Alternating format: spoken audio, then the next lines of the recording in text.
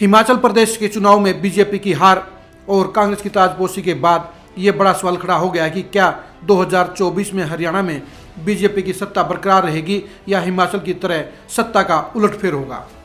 हिमाचल और हरियाणा की सियासत में काफ़ी समानताएं हैं और इन समानताओं के कारण ही हरियाणा में भी हिमाचल की तरह चुनाव परिणाम आ सकता है।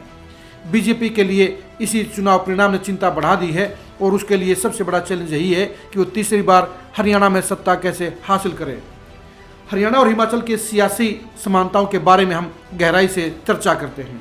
इन समानताओं के आधार पर कहा जा सकता है कि हरियाणा में भी 2024 में बीजेपी के लिए अभी से खतरे की घंटी बज गई है। सवाल ये उठता है कि हिमाचल प्रदेश में बीजेपी क्यों हारी और कांग्रेस सत्ता में क्यों आई। हिमाचल प्रदेश में पिछले 5 साल से बीजेपी की सरकार है और इस बीजेपी की सरकार के खिलाफ जनता में एंटी इनकम्बेंसी फैक्टर के चलते यानी सत्ता विरोधी माहौल के चलते बीजेपी चुनाव हार गई और कांग्रेस चुनाव जीत गई। बीजेपी के लिए हिमाचल बचाना आसान तो था, लेकिन पुरानी पेंशन स्कीम के चलते कर्मचारियों की बड़ी नाराजगी के कारण बीजेपी का पलड़ा हल्का हो गया और कांग्रेस का पलड़ा भारी हो गया। जब हिमाचल प्रदेश में 5 साल की सत्ता विरोधी लहर के कारण बीजेपी हार सकती है, तो हरियाणा में तो 10 साल की सत्ता के बाद बीजेपी के लिए सत्ता बरकरार रखना और भी ज़्यादा मुश्किल होगा। कारण नंबर 2, हिमाचल प्रदेश के सीएम जयराम ठाकुर खुद को एक जनता का नेता नहीं बना पाए, वो जनता में छाप नहीं छोड़ पाए, जिसके चलते उनके नाम पर, उनकी सरकार के नाम पर जनता ने वोट नहीं डाले। हरियाणा में भी यही कहानी है।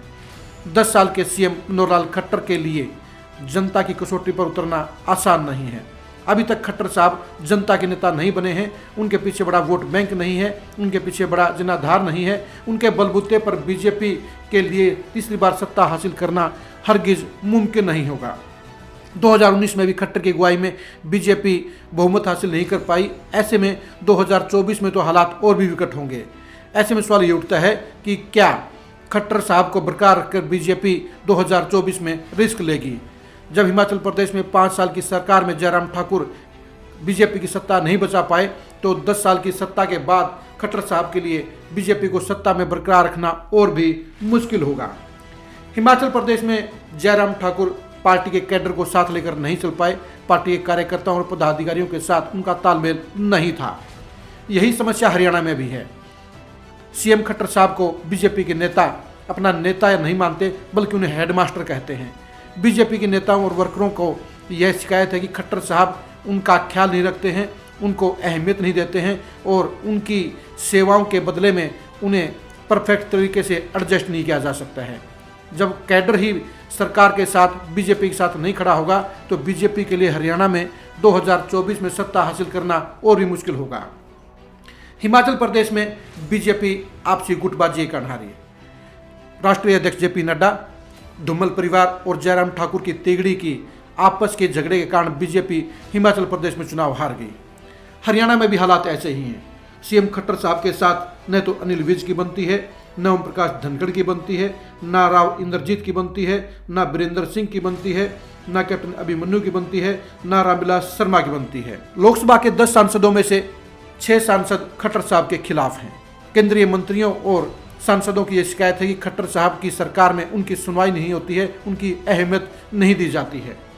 ऐसे में ये सारे के सारे नेता चाहते हैं कि खट्टर साहब को बदल दिया जाए। बाहर पर्दे के सामने कोई नहीं बोलता है, लेकिन सबकी यही इच्छा है कि खट्टर साहब को हटाकर किसी दूसरी नेता को सीएम बनाया जाए और उसकी अगुवाई में 2024 का चुनाव लड़ा जाए। जब हिमाचल प्रदेश और हरियाणा की इतनी समानताएं हैं, तो इशारा साफ मिल जाता है कि 2024 में खट्टर साहब की अगुवाई में बीजेपी के लिए सत्ता की हैट्रिक लगाना आसान नहीं होगा। अगर खट्टर साहब की अगुवाई में चुनाव लड़ा गया, तो हरियाणा में भी 2024 में बीजेपी की सरकार जाने के प्रबल आसार होंगे। सरकार को बचाने के लिए बीजेपी को या तो गुजरात का फार्मूला अपनाना पड़ेगा और या उत्तराखंड का फार्मूला अपनाना पड़ेगा। अब देखने की बात यही है कि बीजेपी हाईकमान हिमाचल प्रदेश के चुनाव परिणाम के मद्देनजर हरियाणा के 2024 के चुनाव को लेकर क्या रणनीति अपनाता है।